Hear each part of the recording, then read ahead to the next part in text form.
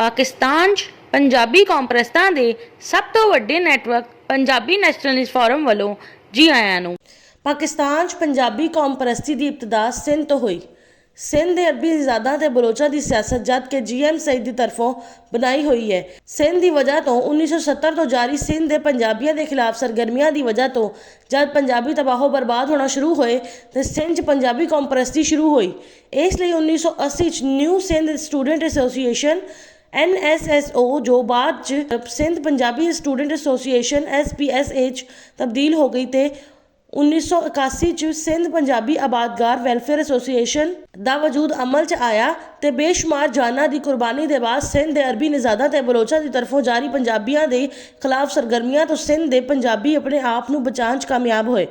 इसलिए 1980 के बाद सिंध में पैदा होने वाले पंजाबियों इस वक्त भी पंजाबी कौम परस्ती के जज्बात ज़्यादा नुमाया है, क्योंकि इन्होंने पंजाबियों की परवरिश करने वाले पंजाबियों सिंध के अरबी निजादा ते बलोचा की वजह तो तबाहो बर्बाद होना पिया सी ते जाना की कुर्बानियां देनी पई सी।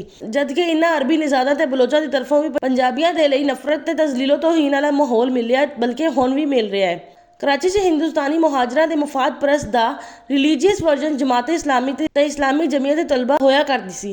जबकि 1984 च अल्ताफ हुसैन ने मुहाजर कौमी मूवमेंट MQM बना के हिंदुस्तानी मुहाजरा की मुफाद परस्ती सियासत का नैशनलिस्ट वर्जन भी तैयार कर दिता ते कराची के पंजाबियों के खिलाफ खुलेआम नारे लाना शुरू कर दिता। खिंच के रखो तुन के रखो, धोती वालियां बन के रखो, खिंच के रखो तुन के रखो, पेंडुओ बिस्तर बन के रखो, खिंच के रखो तुन के रखो, ढग्गू बिस्तर बन के रखो। कराची च हिंदुस्तानी मुहाजरा के मुफाद परस्त सियासत अल्ताफ हुसैन की बनाई हुई मुहाजिर कौमी मूवमेंट की तरफों कराची के पंजाबियों के खिलाफ सरगर्मियों की वजह तो जब पंजाबी तबाहो बर्बाद होना शुरू होए तो कराची च पंजाबी कौम परस्ती शुरू हो गई। इसलिए 1986 च पंजाबी इतिहाद कराची जो 1987 च पंजाबी पठान इतिहाद PPI च तब्दील हो गया दा वजूद अमल च आया। तो बेशुमार जाना की कुर्बानी के बाद कराची के हिंदुस्तानी मुहाजरा की तरफों जारी पंजाबियों के खिलाफ जालमाना ते जारहाना सरगर्मियां तो कराची के पंजाबी अपने आप को बचाने कामयाब होए।